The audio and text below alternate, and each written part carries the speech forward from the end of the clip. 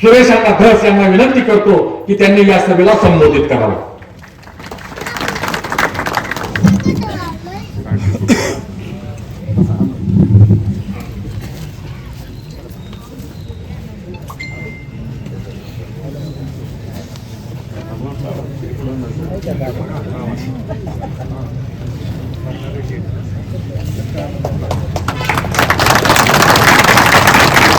धाराशिव जिल्हा परिषद व पंचायत समिती परांडा सार्वत्रिक निवडणूक 2026 भारतीय जनता पार्टीचे उमेदवार शेवगाव जिल्हा परिषद गटाचे अधिकृत उमेदवार श्री शरद रामदास पवार, चिंचपूर पंचायत समिती गणाचे अधिकृत उमेदवार श्री एकनाथ पंढरीनाथ वायसे यांच्या प्रचारार्थ शेवगाव येथे जी सभा आपण या ठिकाणी आयोजित केलेली आहे त्या सभेचे प्रमुख आदरणीय सुजितसिंह ठाकूर साहेब, ज्येष्ठ नेते भाजपा, माजी आमदार आणि लालकृष्ण अडवाणी साहेबांपासून गोपीनाथरावजी आणि त्याच्यानंतर फडणवीस साहेबांच्यापर्यंत जनादेश यात्रेपर्यंत सगळ्या यात्रांचे जे प्रमुख राहिलेले ते आमचे नेते सुजितसिंह ठाकूर साहेब, या ठिकाणी उपस्थित श्री तानाजी वाघमारे जिल्हा सरचिटणीस, श्री संतोष सूर्यवंशी जिल्हा उपाध्यक्ष, बाबासाहेब जाधव तालुका उपाध्यक्ष, आप्पा लोंढे भाजपा तालुका उपाध्यक्ष परांडा, विठ्ठल तिपाले साहेब भाजपा नेते, महादेवराव लोंढे, सतीश देवकर माजी पंचायत समिती सदस्य, तानाजी पाटील तालुका चिटणीस, अनिल पाटील युवा मोर्चा, ॲडव्होकेट भालचंद्र आवसरे, ॲडव्होकेट तानाजी वाघमारे, रामभाऊ जामदारे यांनी आजच या ठिकाणी प्रवेश केला. युवा उद्योजक श्री दिनेश मांगले, सरपंच श्री महेश देवकर, समोर बसलेली या जिल्हा परिषद गटातील सर्व आदरणीय वडीलधारी मंडळी, सर्व माता भगिनी आणि तरुण मित्र, मी तुमची सर्वांची क्षमा मागतो कारण उन्हामध्ये तुम्हाला या ठिकाणी बसावं लागतंय आणि सभा तशी मी परवाच कन्फर्म केली होती, परंतु काल परत भाऊंनी मला आदेशित केलं की कुठलंही काही असलं तरी रद्द करा, इकडं यावं लागतंय. हा मुलगा अत्यंत सामान्य कुटुंबातला आहे, त्याला आपण या ठिकाणी उभा केलंय, त्याला बळ देण्यासाठी येणं गरजेचं आहे. मी निश्चितपणे म्हणलं कारण मी फडणवीस साहेबांनी मला 3 जिल्ह्याचा MLCचा उमेदवार केलं होतं. ऍक्च्युअली मी साहेबांना म्हणलं होतं की मी MLCचं मटेरियल नाहीये, मी MLAचं मटेरियल आहे. पण मला साहेब म्हणले अरे बाबा ती जागा कधीच आपल्याला निवडून आलेली नाही, कायमस्वरूपी गोपीनाथरावजी असताना पासून ती जागा फक्त आपले डिपॉझिट जप्त व्हायसाठीच आपण लढतो, म्हणजे पडायचं सुद्धा नाही, डिपॉझिट जप्त व्हायचं. अशी एक जागा आहे की ती कायम डिपॉझिट जप्त झालेली आहे, तुलाच उभा राहावं. म्हणलं साहेब माझं कशाला हाल करताय, नाही म्हणलं तो उभा राहा. आणि त्या निवडणुकीमध्ये माझं पूर्ण सारथ्य जे आहे ते आदरणीय सुजितसिंह ठाकूर साहेबांनी केलं आणि जिथे 264 263 64 मतं काँग्रेस आणि राष्ट्रवादीकडे जास्त होती, भाजपा शिवसेनेची मतं कमी होती. आवाज कमी करा, वाढवतो का मंडप वाला, तू गाव खातेत का नाही?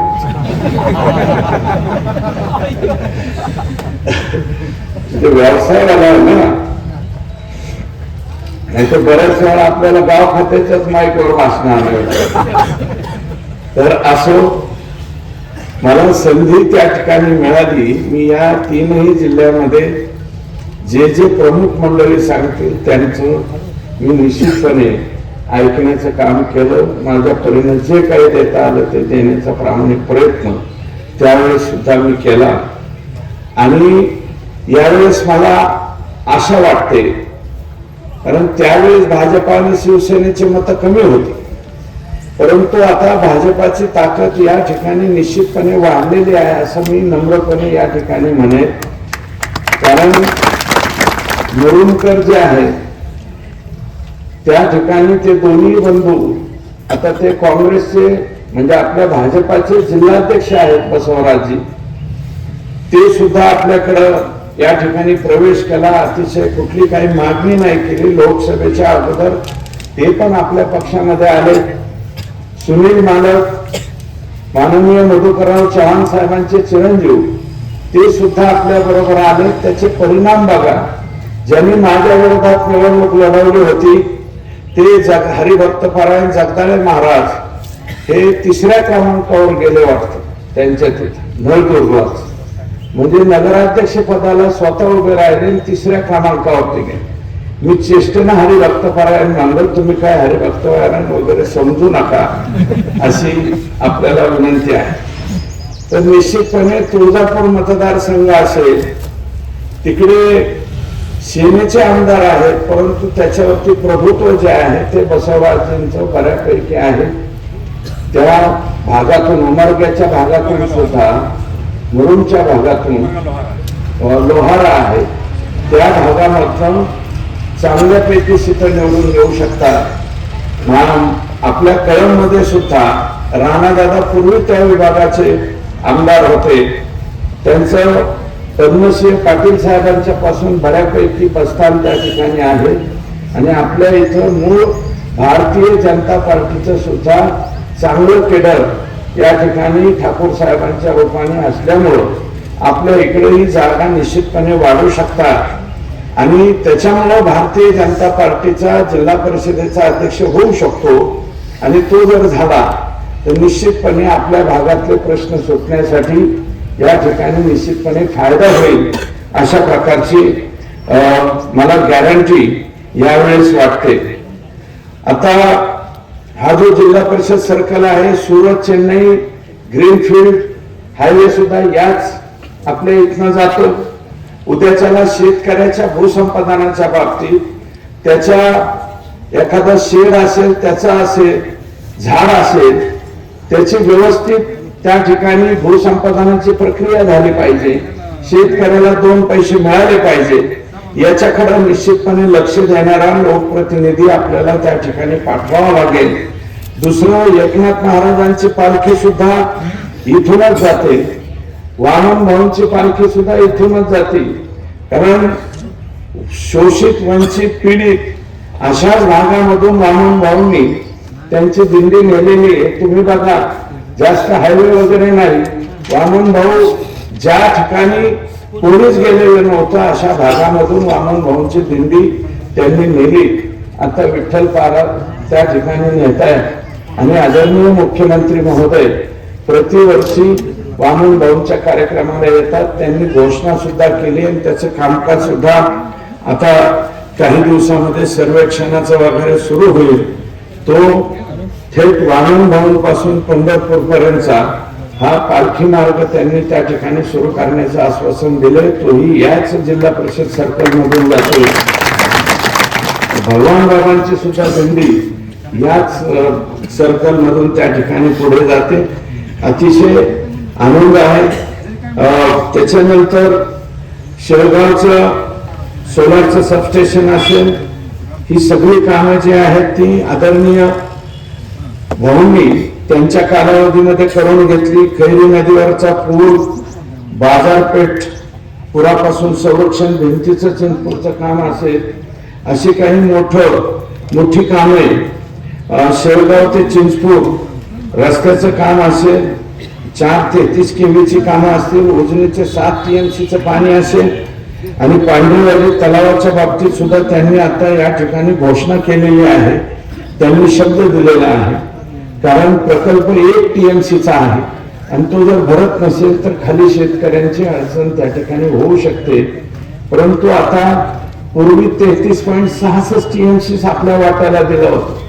आता साहेब आणखी 30 TMC वाढून या ठिकाणी आपल्याला पाणी देत आहे.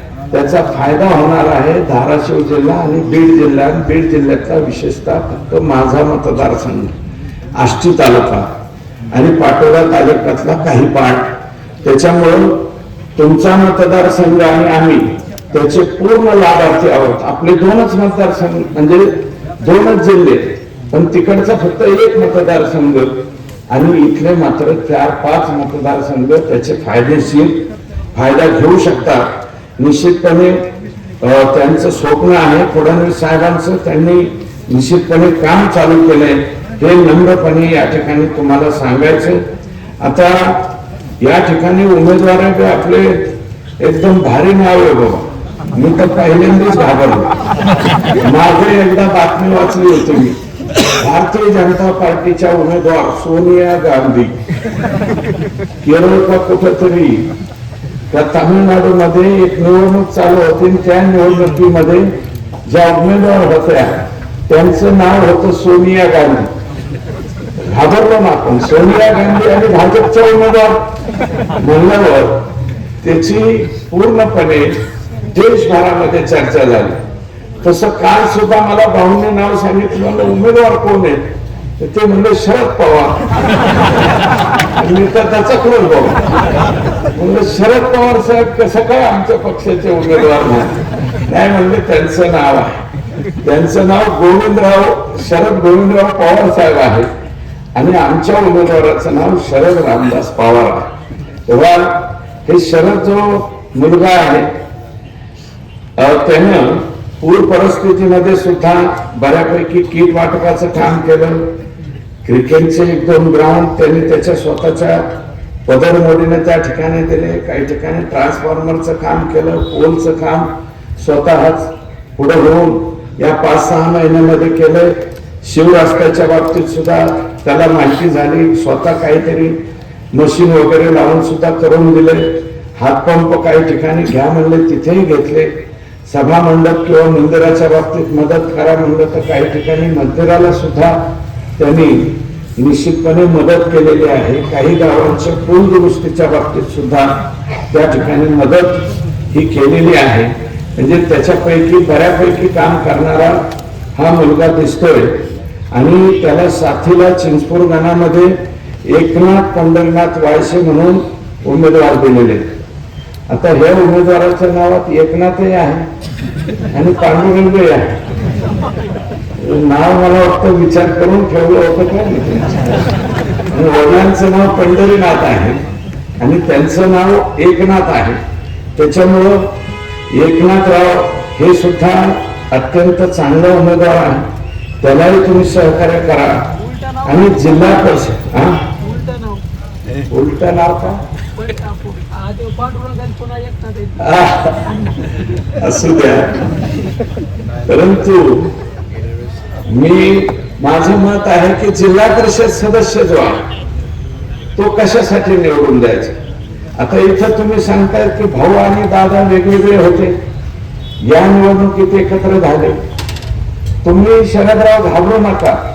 2 कायमस्वरूपीचे विरोधक जर एकत्र झाले ना तर त्या दोघांमुळे दोन्ही पार्ट्याला लय ताप झालेला असतो लोकांना, खालच्या लोकांना.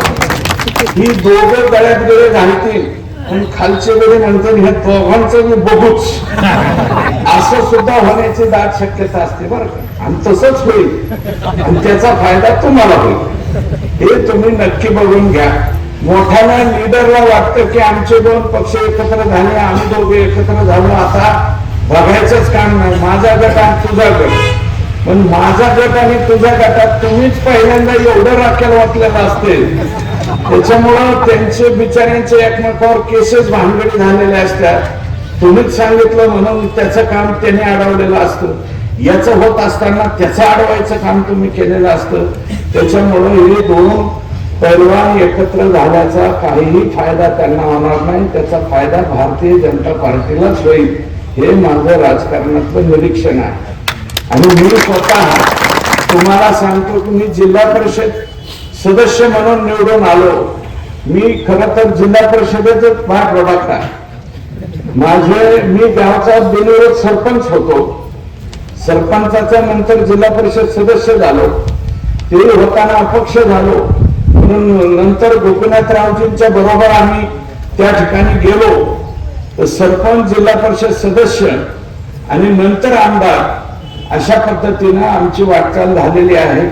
जिल्हा परिषद सदस्य जो आहे तो कोणत्या कोणत्या कामासाठी पाहिजे, तर मनरेगा सारखी अत्यंत चांगली योजना आहे ती आता विजी राणा म्हणून नावाने पुढे येते.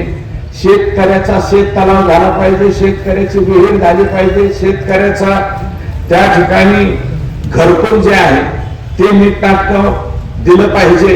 नाही तर आताही तुम्ही मला सांगा, पूर्वी शेळगाव सारख्या गावामध्ये किती घरकुल येत होती, 5, 4, 10, आणि त्याच्यासाठी मारामाऱ्या चालू. नरेंद्र मोदींनी एवढी घरकुलं दिली, रट्टून 150-150, 250-200, 300 मोठ्या गावांमध्ये घरकुला आले. ते मी घरकुलाच्या याद्या 12-13 वेळा झाल्या, वरती गेल्या मंजुरीला. प्रपत्र ड म्हणून आपण अगोदर अर्ज भरलेले होते, तेच अर्ज कन्सिडर केले केंद्राने आणि त्याला पैसे द्यायला सुरुवात केली. मधल्या कालावधीत लोकांनी घरं बांधली, घरं जरी बांधली तरी आता कोणी काय फारशा तक्रारी करीत नाही. घर पहिलेच पक्क असलं तरी म्हणते त्याचे 1.5 लाख काढून काय फरक पडतोय. आणि ते 1.5 लाख काढताना सुद्धा मध्येच काही सरपंच आडीते, काही जिल्हा परिषदेत जाऊन आडीते, काही पंचायत समितीत जाते, पण हप्ता सोडू नका मला इथे हप्ता उद्या शरद राव तुम्हाला हे सगळं बंद करायचं. मला विचारल्याशिवाय हप्ता सोडू नका, हा उद्योग बंद झाला पाहिजे, कारण पैसा केंद्राचा. मध्येच माझे मालक होणारे कोण आणि कशासाठी मालक होताय तुम्ही, तुमचा काहीच संबंध नाही तरी सुद्धा तुम्ही मालक होता. हे डायरेक्ट योजना आहे ती शेतकऱ्याच्या नावावर गेली पाहिजे. विहिरीचे सुद्धा मास्टर भरायचे का नाही, त्याच्यात सरपंचाचं एक ग्राम रोजगार सेवक त्याच्यापेक्षा मोठा, 20 जणांची हजेरी भरली तर 4 त्याचीच नावं घुसळत. हे असले जे उद्योग चाललेले आहेत. विहीर मंजुरीला सुद्धा आम्हाला एवढे द्या, मग मी तुमची विहीर मंजूर करतो. मध्येच 25 द्या, मी थोडे ठेवतो, व्हिडिओला थोडं देतो, मधल्याला काही देतो, अन्मस्टर भरणाऱ्यांना काही देतो. हे जे उद्योग या ठिकाणी चाललेले आहेत हे नीटनाटके करण्याचं काम तुम्हाला भविष्यामध्ये करावं लागेल. जिल्हा परिषद सदस्य म्हणून आणि एकनाथरावांना पंचायत समितीचा सदस्य. त्या गोरगरिबांसाठी डायरेक्ट योजना आहे. आणि पुढे जिल्हा परिषदेचे सदस्य झाल्यावर तुम्ही एक ठराव घ्या असं माझं मत आहे की मनरेगाच्या योजनेला हे जे मास्टर भरल्यावर सुद्धा ज्यांच्या नावावर पैसे जाते ते म्हणतोय मोदीचे पैसे आले, मास्टरवर गेलेले सुद्धा पैसे कोणी द्यायला. कोणाचे नाव मास्टर मध्ये टाकायचे आता एरियावाल्याला ठरवावं लागतं. गावातले पाहुणे रावळे आहेत का, त्यांची मजुराची नोंदणी आहे का, आणि जर नोंदणी नसेल आणि त्रयस्थाच्या नावावर गेलं ते म्हणते मोदी साहेबांचे पैसे आले, मला माहित नाही कसं काय झालंय. आणि कधी कधी ते मजुराला माहित नसतंय, पण त्याच्या पोराला लवकर टोल वाजलं की लक्षात येतंय की बापाच्या नावावर काहीतरी माल बँकेत पडलेला आहे. दिवस उठतात जाते, पैसे काढून घेते, खर्च करून टाक. आणि हे माणूस जाते त्याच्या बापाकडं, हे बाबा माझे तुझ्या नावावर पैसे आले तेवढे दिना काढून. तो म्हणतो देतो ना. जेव्हा बँकेत जातो तेव्हा बँकेवाला सांगतो कालच तुमचं बारकं पोरगं आलं आणि ते काढून घेऊन गेले. म्हणजे ते जे म्हणते मी पप्पा बाबा काय जे असेल ते, म्हणून मी कालच वह्या पुस्तकाला किंवा इतरत्र खर्च केले. अशी जी ही सिस्टीम आहे या सिस्टीम मध्ये बदल होण्याची आवश्यकता आहे.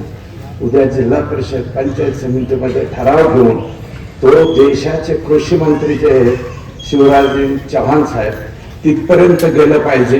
मी म्हणतो 5 लाखाच्या विहिरीच्या ऐवजी 4च लाख द्या, पण ज्या शेतकऱ्याने विहीर खोदली त्याला डायरेक्ट अकाउंटवर त्याला देऊन टाका. काय म्हणजे नको सरपंच नको, हे ग्राम रोजगार सेवक नको, काही नको. ते मधला ग्राम रोजगार सेवक तर राष्ट्रपतीच्या वरच झाला. तीच ठरवते कोणाची नावं टाकायची कोणाची एका बैल ससाना झालाय तो गावाचा जरा बेकारच परिस्थिती होऊन बसली आहे. या बाबीवरती तुम्हाला उद्याच्याला लक्ष द्यावं लागेल. पोखरामधल्या ज्या योजना गावं आलेले आहेत पोखरामध्ये या सर्कल मध्ये जी गावं असतील त्याच्यामध्ये सुद्धा सार्वजनिक 100 बाय 100 मीटरचा आता शेत तलाव करण्याचं सरकारने ठरवलेलं आहे गावामध्ये. एक त्याची संख्या वाढवण्याच्या बाबतीमध्ये आम्ही बोलू. राज्याचे कृषी मंत्री आणि माननीय मुख्यमंत्री आणि याचे जे उपाध्यक्ष केलेले आहेत आमचे रणजित सावरकर त्यांच्याशी बोलून आम्ही एक शेत तलावाच्या ऐवजी सार्वजनिक 2, 3, 4, 5 करावे. एक किमान 150-200 एकर जमीन ही त्या शेत तलावावरती उन्हाळ्यामध्ये भागली पाहिजे अशा पद्धतीची योजना त्याच्यामध्ये बदल करण्याच्या बाबतीत आम्ही सांगू.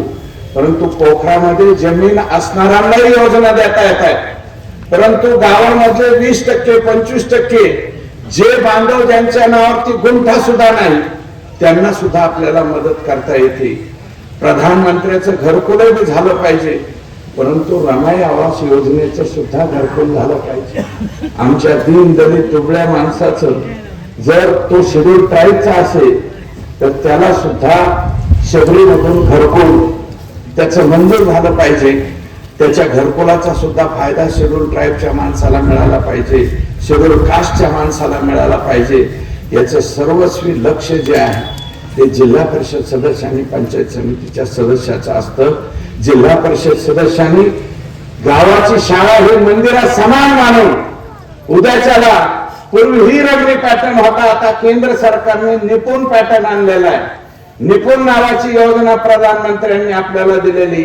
निपुण म्हणजे काय आणि त्याचा जास्तीत जास्त वापर आपल्या जिल्हा परिषदेच्या शाळेमध्ये झाला पाहिजे. आमच्या लेकरांची गुणवत्ता वाढली पाहिजे.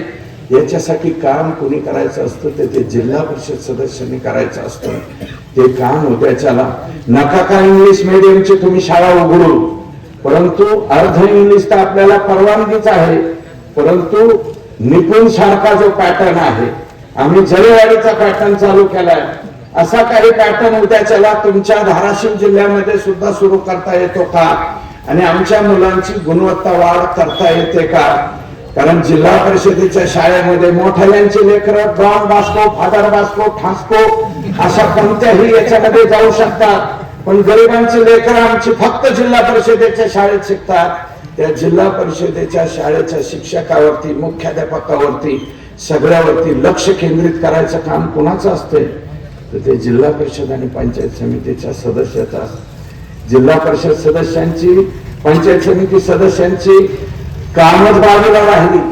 गेल्या काही वर्षामध्ये काय झालंय गुत्तेदार लोक मोठ्या प्रमाणावरती याच्यात पुढे यायला लागले आणि जिल्हा परिषदचा सदस्य काय करतोय एमबी रेकॉर्ड करतो बगलात घालतो तिथं जातो.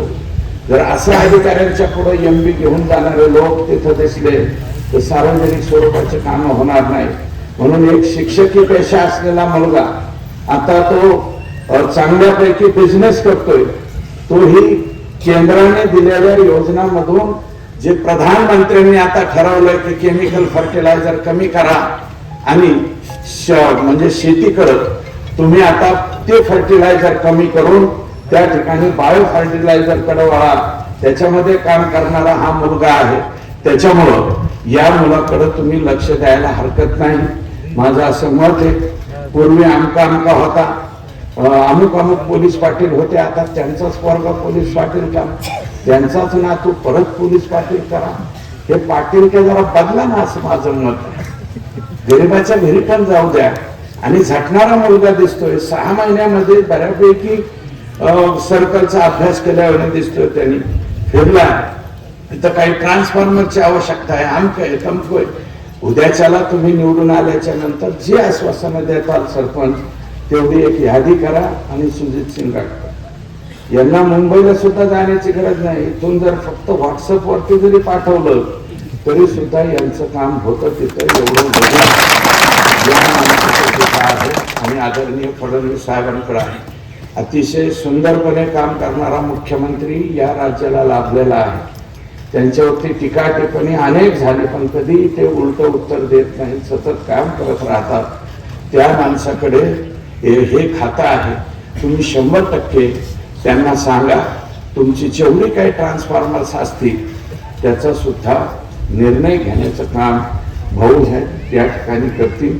गरज पडली भाऊ मला म्हणले चला अण्णा एक दिवस, तर मी सुद्धा त्यांच्या बरोबर येईल. कारण शेतीमध्ये पाणी असल्याच्या नंतर शेतकऱ्याला त्या ठिकाणी जर लाईट नसेल, पूर्वीच्या काळात लाईटी असायच्या. मला एकदा मी प्रचार दौऱ्यात गेलो होतो, मला एक शेतकरी म्हणला की आमच्या भागात तिकडे, आता इकडं कसं होतं मला माहित नाही, पण आमच्या गावात अशी लाईट आहे म्हणले अण्णा. म्हणलं कशी लाईट आहे? ते म्हणले लघुशंकेला बसलो, ते जर तार धरून बसलो तरी सुद्धा मला काहीच होत नाही. म्हणजे चेष्टेने असा म्हणाला तो. माय मारले मला क्षमा करा, पण तो व्यक्ती ज्या भाषेत बोलला होता त्या भाषेत मी बोललो. तशा फक्त नुसता खंदिनापेक्षा सुद्धा थोडाफार कमीच उजेड पडेल अशा लाईटी पहिल्या होत्या. आता लाईटमध्ये दुरुस्ती 100% आलेली. म्हणून मायबाप शेळगाव जिल्हा परिषद गटातल्या सर्व मायबाप जनता जनार्दनाला मी विनंती करीन, हात जोडून पाया पडून या ठिकाणी विनम्र विनंती करतो की शरद पवार आणि एकनाथ पंढरीनाथ वायसे या दोघांना कमळ या चिन्हावरती आपलं बहुमोल असं अनमोल असं मत देऊन त्यांना पुढची 5 वर्ष जिल्हा परिषद सदस्य आणि पंचायत समितीचा सदस्य म्हणून काम करण्याची संधी आपण उपलब्ध करून द्यावी, अशा प्रकारची विनम्र विनंती तुम्हाला करतो. आपण सर्वजण माझ्या विनंतीचा मान राखाल अशी अपेक्षा ठेवतो आणि या ठिकाणी थांबतो. जय हिंद, जय महाराष्ट्र.